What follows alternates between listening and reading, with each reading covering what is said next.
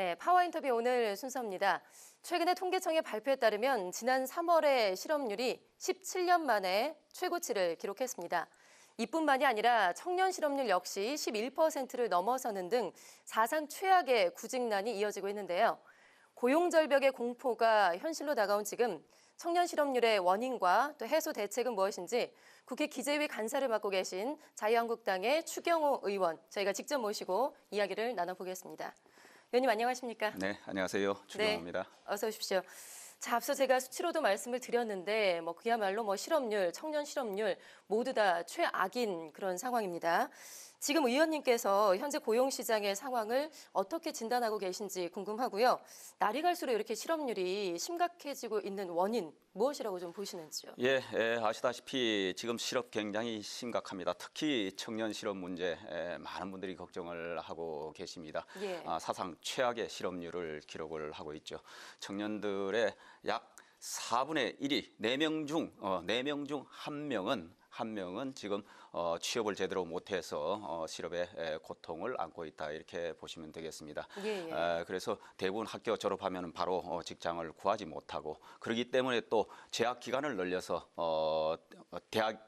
재학 중에 예. 휴학을 하거나 이렇게 해서 스펙을 쌓거나 경험을 해서 조금 더 나중에 졸업 후에 졸업을 늦추는 최대한. 졸업 후에 좀 더 취직 기회를 좀 좋게 만들기 위해서 이렇게 애를 쓰고 있고 또 예. 졸업하고 나서도 바로 직장을 못 찾는 경우가 굉장히 많아서 원서를 수십 군데 수백 군데 넣는 이런 참 어려운 현상이 지속이 되고 있습니다. 예.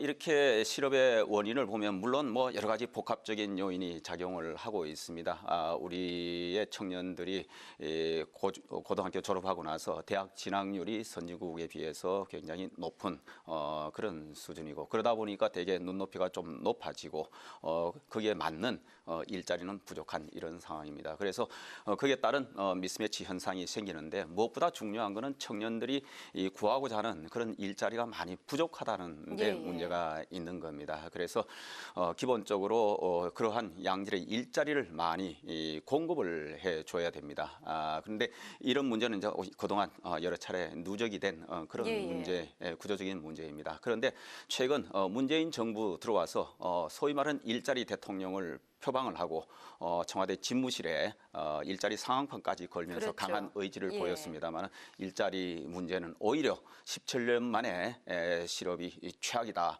할 정도의 초라한 성적표를 지금 내고 있다. 아시다시피 여러 복합 요인이 있기는 하지만은 문재인 정부 들어와서 기본적으로 일자리는 기업 민간 부분이 주로 만드는 거 아니겠습니까? 그런데 지금 정책은 대개 기업을 옥죄는 기업에 부담을 주는 정책들이 많이 양산이 되고 있다. 아시다시피 지금 과도한 최저임금 인상 문제라든지 근로시간 단축 문제라든지 비정규직 제로화 문제든지 그다음에 또 급하니까 일자리를 늘리는 것을 국민 세금 동원해서 공무원 부문 일자리를 늘리겠다. 이런 식의 임시 방편적인 땜질식 세금 푸주기 정책을 양산을 하고 있다. 그래서 정작 청년들이 원하는 영역의 서비스 산업이나 아니면 기업이 만들 수 있는 기업의 길을 살려서 기업들이 일자리 창출할 수 있는 그러한 분위기 조성 그리고 오히려 노조 친화적인 그런 정책, 반기업적인 정책을 통해서 일자리를 전혀 제대로 만들어내지를 못하고 있기 때문에 오히려 지금 현재도 청년 일자리 문제 등 실업이 심각합니다만 앞으로도 이런 정책이 지속되는 한 일자리 전망이 굉장히 밝지 않다. 이것이 현재 저희들 더 걱정하는 부분입니다. 실업률이 증가하고 있는 원인에 대해서 분석을 그렇게 해주셨는데 그 지적하신 문제점들에 대해서 좀 더 자세하게 구체적으로 좀 짚어보겠습니다. 물론 상황이 이렇게 심각하니까 정부도 손 놓고 있는 것만은 아니겠죠. 상당히 고심이 깊은데 그래서 지난번에 그 청년 일자리 대책도 발표를 했고요. 그래서 일자리를 늘리기 위해서는 추경이 필요하다. 4조 원가량의 추경안을 또 국회에 제출을 한 상태입니다. 그리고 어제 마침 또 김동연 경제부총리가 추경안에 좀 협조를 위해서 또 야당 쪽이 협조를 구하러 국회를 직접 찾기도 했는데 이 정부가 제출한 추경안에 대해서 의원님께서는 어떻게 좀 보고 계신가요? 저는 이번에 정부가 국회에 제출한 추경안은 기본적으로 전부 잘못된 그러한 추경안이다 이렇게 말씀드리겠습니다. 우선 법적 추가 경정 예산안은 국가재정법에 그 요건이 있습니다. 우선 법상 요건에도 맞지를 않고 있고 예, 예. 그 내용도 부실하기 짝이 없는 그리고 바로 선거에 임박해서 선거 직전에 내는 정치적 성격의 표를 얻기 위한 정치 추경이다. 저는 이렇게 말씀드리겠습니다. 제가 몇 가지 구체적으로 설명을 드리면은 예. 우선 선거를 앞두고 지방선거나 국회의원 총선을 앞두고 정부가 역대 어느 정부도 추경 예산을 편성한 적이 한 번도 없다 예, 예. 하는 겁니다. 그리고 4월 초 이전에 그러니까 1, 4분기 중에 역시 추경을 편성한 예는 아시다시피 우리가 97년 IMF 위기, 국가 부도 위기에 몰렸을 때 그때 어쩔 수 없이 예. 나라를 살리기 위해서 추경을 한번 연초에 한 적이 있고 예. 그다음에 일단 시기의 문제가 하나가 있고 그렇죠. 내용적인 문제는 어떻습니까? 그리고 이제 2008년 글로벌 금융 위기 때 한번 예, 예. 편성을 했습니다. 그리고 그 법상 요건이 맞지 않는다는 것은 본 예산을 지금 편성해서 집행하기 시작한 게 바로 연초부터 이제 편성을 합니다. 예, 예. 429조의 예산을 갖고 그것도 일자리 예산을 19조 2천억이나 편성을 해서 보냈습니다. 그 예산을 제대로 집행해 보지도 않고 2월 달부터 벌써 추경 문제를 꺼낸다. 이것은 바로 선거를 앞두고 정치적 목적의 추경이다. 이렇게밖에 이야기할 수 없다.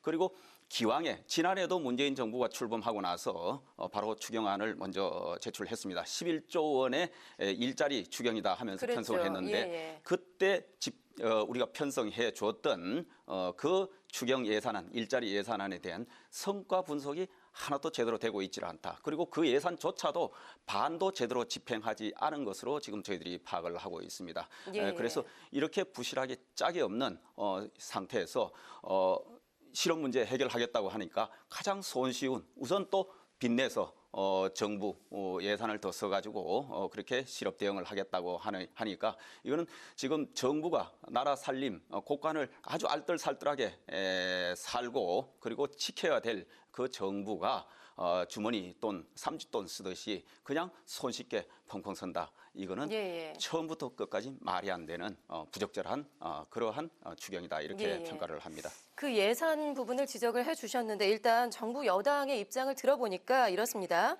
이번에 추경은 지난 1년 동안 세금을 쓰고 남은 돈으로 그 여유 자금으로 하는 거기 때문에 전혀 문제가 될 것이 없다. 국민들에게도 부담이 가지 않고 재정 건정성도 전혀 해치질 않는다라는 입장인데요. 일단 지금 상당히 급하니까 급한 불부터 끄고 보자라는 입장인 겁니다. 이 부분에 대해서는 어떻게 보시는지? 예, 그 부분에 관해서 국민들께 오해가 있게 정부가 지금 설명을 하고 있는 것 같습니다. 제가 잠시 이 표를 잠깐 보여드리겠습니다. 예, 예. 지난해 자칫 생각하면은 지난해 정부가 살림을 잘 살아서 흑자가 난 것처럼 그래서 돈이 남으니까 금년에 일자리를 위해서 추경 예산을 편성한다 이렇게 설명을 하고 있는데 예. 얼마 전에 정부에서 지난해 나라 살림 결산을 했습니다. 보시다시피 지난해에도 2016년에도 23조 원의 적자 그러니까 빚을 더 내서 살림을 살았고 예. 2017년에도 19조 원의 적자를 기록을 했습니다. 즉 빚을 내서 지난 한 해 살림을 꾸린 겁니다. 예, 예. 다만 정부가 당초에 예상한 것보다는 그 적자 폭이 좀 줄었지만 여전히 빚을 내서 살림을 살았다. 그러니까 정부가 예상한 것보다 세금이 조금 더 거쳤다는 것은 그만큼 적자 폭이 조금 줄었을 뿐이지 그렇다고 해서 흑자가 난 것은 아니다. 예, 예. 그렇기 때문에 정부가 예상보다 세금이 조금 더 거쳤으면은 그것을 바로 이렇게 빚 갚는 데 써야 된다. 아시다시피 매년 적자가 나니까 국가 부채가 해마다 이렇게 증가를 합니다. 예, 예. 2016년에 627조에서 2017년에는 661조로 지난 한 해 동안 34조 원의 국가 부채가 늘어났고 여기에 공무원 연금 충당 부채까지 포함하면은 1,556조 그러니까 그 전에 비해서 123조 원의 나라 빚이 늘어난 겁니다. 예, 예. 그래서 자칫 하면은 지난해 나라 살림을 잘 살아서 흑자가 났으니까 돈이 남으니까 그 돈을 가지고 추경 편성을 해도 되겠다 이렇게 오해를 하는데 지난해에도 빚을 내서 살았다 적자 상태에 있었기 때문에 지금 이렇게 나라 돈을 펑펑 쓸 때가 아니고 예, 빚이 예. 늘어나기 때문에 당초 예상보다 세금이 조금 더 거쳤으면은 그 세금을 그 적자를 메우는데 국가 부채를 줄이는데 써야 된다 그렇게 함부로 실효성이 적은 그런 사업들을 열거해서 거기에 추경 편성해서 집행하는 것은 나라 살림을 사는데 전혀 맞지 않고 이렇게 재정을 집행하게 되면은 점점 나라 살림은 예, 어려워지고 예. 나라가 거들날 수 있다. 이것을 유념을 해야 된다. 예, 예. 말씀드리겠습니다. 물론 뭐 국민 세금 나라 돈 안 쓰고 일자리를 늘릴 수만 있다면 가장 좋은 방법이 되겠죠. 그런데 지금 그렇다면 일자리 문제 해결을 위해서 근본적인 그 해법이 있는 것이냐, 그게 문제인데 지금 대기업에 적용이 되고 있는 규제들을 좀 완화해서 대기업 투자를 늘리고 일자리를 창출해서 좀 일자리 선순환 문제를 해결하는 방법이 있는가 반면에 대기업 중심의 낙수 효과는 이제 기대할 수가 없다. 이런 의견도 있습니다. 의원님께서는 이거에 대해서는 어떻게 보시는지요? 기본적으로 과거에 비해서 대기업 뿐만 아니고 우리 성장의 일자리 창출 효과는 상대적으로 떨어진 것은 사실입니다. 예. 여러 가지 경제 구조가 변화가 되고 우리의 산업 구조도 예전에는 노동 집약적인 산업, 그러니까 주로 일자리가 많이 생기겠죠. 그런 성장에서 이제는 기술 집약적, 자본 집약적 그런 성장으로 옮기기 때문에 기업들이 성장을 하더라도 상대적으로 일자리 창출 여력은 상대적으로 줄어들었다. 그리고 또 그 중에 하나가 많은 기업들이 지금 여러 가지 이유로 국내의 경영 환경이 좋지 않다든지 아니면은 소위 말해 해외 마케팅을 확대하기 위해서든지 해외로 진출을 많이 합니다. 그래서 기업의 수익은 늘지만은 예. 정작 일자리는 동남아시아나 중국 이런 곳에 가서 일자리가 창출이 되고 있다. 그래서 기본적으로 대기업이 전적으로 일자리를 창출하는 것이 아니고 많은 일자리는 중소기업이 창출을 합니다. 그렇지만 아시다시피 우리의 산업 구조는 대기업이 리드를 하면은 거기에 1차, 2차, 3차 중소기업 협력업체들이 거기에서 또 부가적으로 같이 성장을 하고 일자리를 만들어내는 이런 구조고 또 그렇지 않은 비협력업체들도 역시 중소기업들이 일자리를 만들어낸다. 그래서 이건 대기업, 중소기업 구분할 거 없이 기업들이 일자리를 많이 만들어내기 때문에 어떻게 하면 기업들이 좀 더 활력 있게 그리고 일자리를 많이 만들 수 있게 할 것인지 여기에 고민을 해야 되고 여기에는 바로 우리가 흔히 말하는 과감한 규제개혁 그리고 서비스산업 발전 그리고 지금 기업의 발목 우리 이 기업 환경에 가장 부담이 되고 있는 바로 노동개혁 이런 부분을 지금 추진을 해서 기업들이 국내에서 신나게 활력 있게 기업 경영을 하고 여기서 일자리가 많이 만들도록 유도를 해야 되는데 지금 현 정부의 정책은 소득 주도 성장 이라는 미명하에 여러 가지 기업에 부담을 주는 기업 옥죄기 정책으로 일관하고 있기 때문에 기본적으로 진단도 잘못돼 있고 해법도 잘못돼 있고 그리고 그거는 또 나라 재정 거들내는 쪽에 자꾸 접근만 하게 하고 있으니까 저희들로 봐서는 굉장히 안타깝게 생각하는 부분이다. 이렇게 우리나라의 산업 구조가 그렇기 때문에 이 구조 안에서 뭔가 해법을 찾아야 된다라는 말씀이신 건데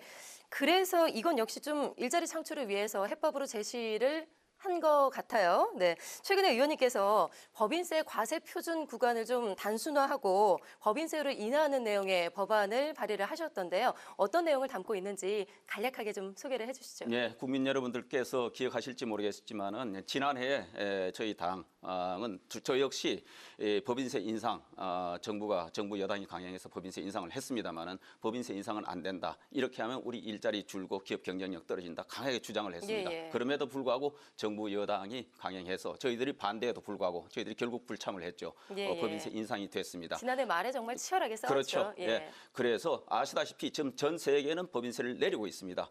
역대 대한민국에서도 역대 정부에서 법인세를 올린 정부는 한 정부도 없습니다. 박정희 정부 때부터 바로 지난 문재인 정부 전까지 유일하게 문재인 정부가 법인세를 올렸습니다. 또 국민 여러분들 다 아시겠지만은 미국, 영국, 일본 프랑스 다 법인세를 내렸습니다. 그리고 그들은 지금 일자리가 많이 늘어나서 기업들이 일자리도 늘리고 또 그들 자발적으로 민간 부분에서 임금도 올려주는 이런 선순환 구조를 가고 있다. 그런데 대한민국은 거꾸로 혼자만 나홀로 전 세계 추세와 역행하는 그런 법인세 인상을 했기 때문에 이래가지고는 되지를 않는다. 그래서 기업의 국제 경쟁력을 높이고 또 기업 활력을 도둑이 하기 위해서도 지금 과도한 법인세를 세계적인 추세에 맞게 법인세를 내려야 되겠다. 그래서 대기업, 중소기업 할 것 없이 제가 2%포인트에서 5%포인트 법인세 인하하는 법안을 냈고 이걸 통해서 기업 활력 제고하고 여기서 양질의 일자리를 많이 창출하는 예, 분위기를 만들자. 이렇게 해서 법인세 인하 법안을 내게 된 겁니다. 예, 예. 알겠습니다. 정말 출구가 보이지 않는 지금 최악의 고용 상황이 좀 하루빨리 나아질 수 있도록 여야가 좀 머리를 맞대 주시기를 부탁드리겠습니다. 네, 오늘 말씀 알겠습니다. 고맙습니다. 네, 감사합니다. 네, 지금까지 국회 기재위 간사이신 자유한국당의 추경호 의원과 말씀을 나눠봤습니다.